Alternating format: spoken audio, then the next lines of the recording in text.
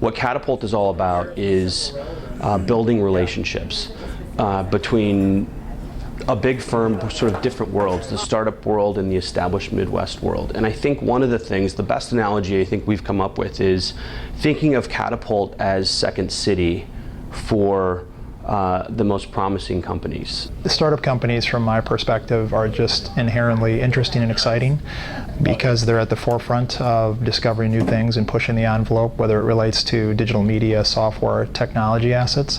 So it's just always sort of exciting to be at the frontier of what younger companies are doing. We viewed it as a unique opportunity to sort of plant some seeds early on to make investments in young companies, much like a venture capitalist does, with the hope that we would be with them for the ride. So while they may be small now, and we're investing in them in terms of actual money, not billing full-time, using discounted rates, that eventually some or a lot of them will become larger companies in their own right and will continue to be their counsel along the way. One of the things that I do a lot is go down for office hours and just spend time with companies.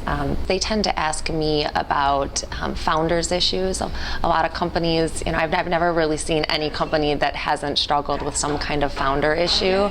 I do things that are non-legal all the time, helping people with their pitch decks and materials that they're going to send to investors. I've listened to people's pitch presentations and given guidance on that. So it's really helping them get ready for financing, helping them figure out what terms they're going to use.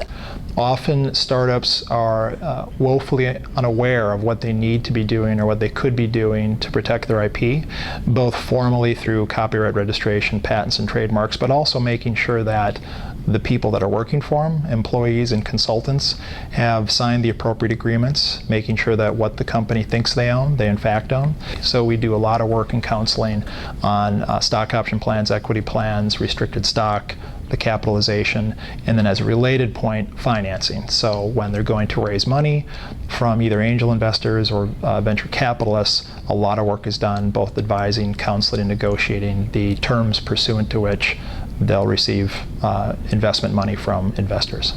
Catapult is venture agnostic, we call it. Well, we're not venture capitalists. If we were capable of picking 12 companies that are going to be the best to come in, we wouldn't be lawyers. Every time there's an opening, the founders of every startup get together and they meet with, say, our top 3 candidates, and then they decide who gets in.